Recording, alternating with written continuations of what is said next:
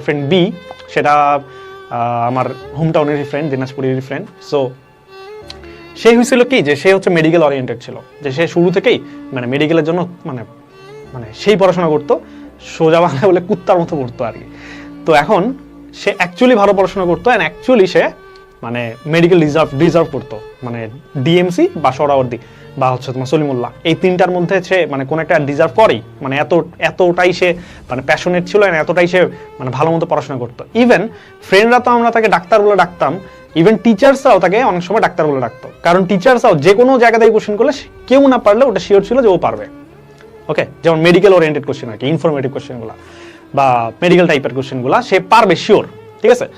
So এটা মোটামুটি ডান ছিল। তো তার সাথে আমাদের কথা হচ্ছিল মানে এইচএসসির আগে। তো সে বলতেছিল যে আমার তো এইচএসসির আগে মোটামুটি মানে মেডিকেলে পড়াশোনা অনেকটাই কমপ্লিট, মানে ফিজিক্স কেমিস্ট্রি আর হচ্ছে বায়োলজি মোটামুটি কমপ্লিট।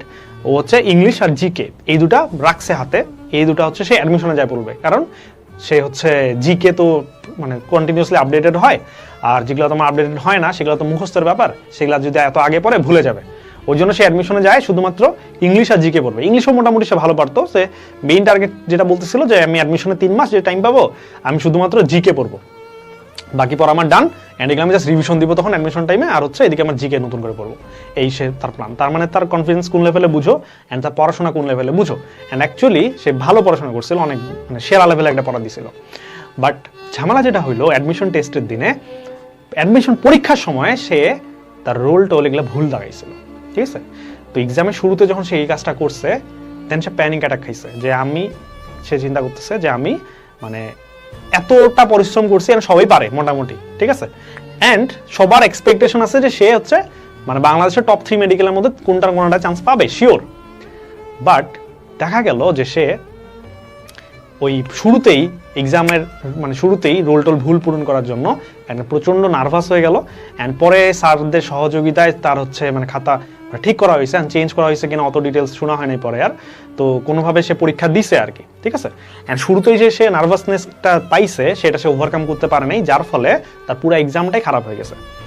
পরে দেখা গেছে যে চান্স পাওয়ার কথা না সেও মেডিকেলে চান্স পাইছে আমাদের ব্যাচের, বাট সেই ফ্রেন্ড আমার বি, যাকে টিচাররাও তাকে ডাক্তার বলে ডাকতো, সে চান্স পায়নি। ওকে, সে চান্স পায় নাই। সো খুবই প্যাথেটিক একটা ঘটনা, খুবই হৃদয় বিদারক ঘটনা, বাট এটা শেয়ার করলাম কি জন্য তোমাদের। সো দেখো, দুটা স্টোরিতে একটা জিনিস কমন, সেটা কি? সেটা হচ্ছে ওভার কনফিডেন্স।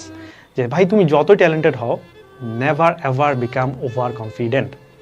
সো মূল কথা হচ্ছে এটাই, যে তুমি ওভার কনফিডেন্সের জন্য তুমি হচ্ছে মানে এরকম করিও না যে জাস্ট আমি ওইটাতে এক্সাম দিব, জাস্ট আমি ওইটারই ফর্ম ফিল আপ করবো অ্যান্ড দ্যাটস ইট। সো তুমি যতই ট্যালেন্টেড হও ভাই, তারপর এটা করিও না, ঠিক আছে।